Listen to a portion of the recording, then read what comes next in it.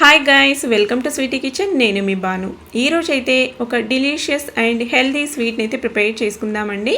చాలా ఈజీగా చేసుకోవచ్చు. ఈ రెసిపీ వచ్చేసి షుగర్తో బాధపడే వారు కూడా చాలా ఈజీగా తినవచ్చు. ఎందుకంటే ఇక్కడ జొన్న పిండి బెల్లం కాంబినేషన్తో చేస్తున్నాం కాబట్టి షుగర్ పేషెంట్స్ కూడా చాలా ఈజీగా తినేయచ్చు ఈ స్వీట్ అయితే. ఒక బౌల్ తీసుకొని అందులోకి 1 కప్పు జొన్న పిండి వేసుకోవాలి. ఈ జొన్న పిండి నేను మిల్లు కాలించిన పిండి అండి ఇదైతే, లేకపోతే సూపర్ మార్కెట్లో ఎక్కడైనా దొరుకుతుంది. ముందుగా 1 కప్పు నీళ్లు వేసుకొని ఉండలు లేకుండా కలుపుకొని ఇంకొక కప్పు నీళ్లు వేసేసుకొని లిక్విడ్ లాగా వచ్చేలాగా కలుపుకోవాలి.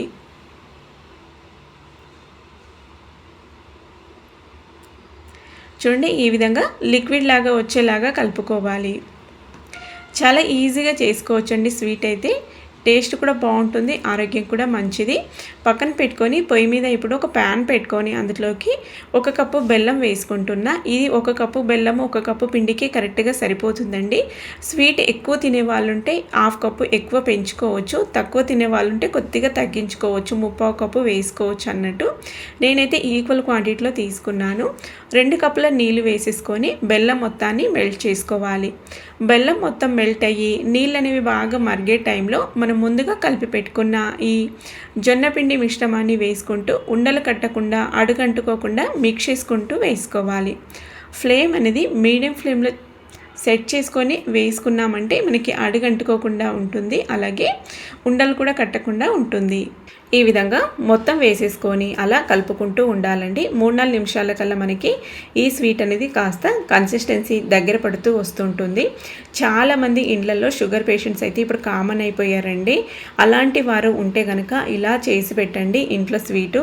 వాళ్ళు తిన్నా కూడా ఏం ప్రాబ్లం ఉండదు. ఎందుకంటే జొన్న పిండి బెల్లం కాంబినేషన్తో చేస్తున్నాం కాబట్టి చాలా మంచిది అన్నట్టు. జొన్నలో మనకి ఫైబర్ కంటెంట్ ఎక్కువ ఉండడం వల్ల షుగర్ పేషెంట్స్ తిన్నా కూడా ఎలాంటి ప్రాబ్లమ్స్ ఉండయండి. అందులో షుగర్ కంటెంట్ తక్కువ ఉంటుంది కాబట్టి. అలాగే బెల్లం కాంబినేషన్తో కూడా చేస్తున్నాం అనేసి వాళ్ళు కూడా ఎప్పుడైనా చేసినప్పుడు ఈ విధంగా చేసి పెడితే చాలా ఈజీగా తినొచ్చు, ఏ భయం పడకుండా. ఇలా కన్సిస్టెన్సీ అనేది దగ్గర పడిన తర్వాత మధ్య మధ్యలో నెయ్యి వేసేసుకుంటూ ఈ విధంగా బాగా మిక్స్ చేసుకుంటూ ఉన్నామంటే మనకి స్వీట్ అనేది రెడీ అయిపోతుందండి.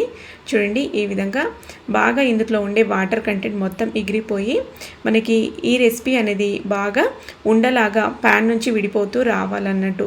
ఇక్కడ నెయ్యి అయితే మనము ఏ కప్పుతో పిండి తీసుకున్నామో అదే కప్పుతోనే 1 కప్పు అయితే పడుతుంది అన్నట్టు. నెయ్యి వేసుకున్నంత మనకి ఈ స్వీట్ అనేది ఎక్కువ నిల్వ ఉంటుందండి.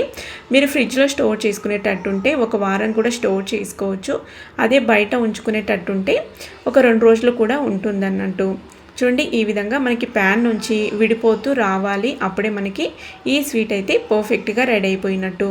ఇంట్లో చిన్నపిల్లలు ఉన్నా కూడా చాలా ఈజీగా చేసి పెట్టొచ్చండి. పిల్లలు ఎప్పుడైనా స్వీట్ అడిగినప్పుడు కూడా చాలా తొందరగా రెడీ అయిపోతుంది. అలాగే వాళ్ళు తిన్నా కూడా ఏం ప్రాబ్లం ఉండదు, హెల్త్ కూడా మంచిదే కాబట్టి.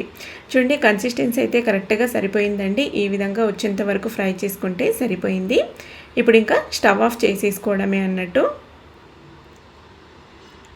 ఈ విధంగా స్టవ్ ఆఫ్ చేసేసుకొని కావాలంటే ఉండలాగా చుట్టుకోవచ్చు, లేదంటే బర్ఫీలాగా కట్ చేసుకోవచ్చు. నేను కొద్దిగా చల్లార పెట్టేసి ఈ విధంగా పిల్లలకి బౌల్ షేప్ లాగా చేసి ఇస్తున్నాను. బౌల్కి కాస్త నెయ్యి రాసేసుకొని అందులోకి మనం చేసిన స్వీట్ని ఈ విధంగా ఫిల్ చేసుకోవాలి. చూడండి, ఈ విధంగా ఫిల్ చేసుకోవాలి. మనం వేడివేడిగా చేసుకుంటే ఇంకా బాగుంటుంది. నేను కొద్దిగా చల్లార పెట్టాను పిల్లలకి తినడానికి ఇబ్బందిగా ఉంటుందనేసి. ఇప్పుడు పైన మనం సన్నగా కట్ చేసుకున్న నట్స్తో గార్నిష్ చేసేసామంటే హెల్తీగా అలాగే టేస్టీగా జొన్నపిండి బెల్లం కాంబినేషన్తో మనకి స్వీట్ అయితే రెడీ అయిపోయిందండి. టేస్ట్ అయితే అద్భుతంగా ఉంటుంది. తప్పకుండా ఒకసారి ట్రై చేసి మీ ఒపీనియన్ని షేర్ చేసుకోండి.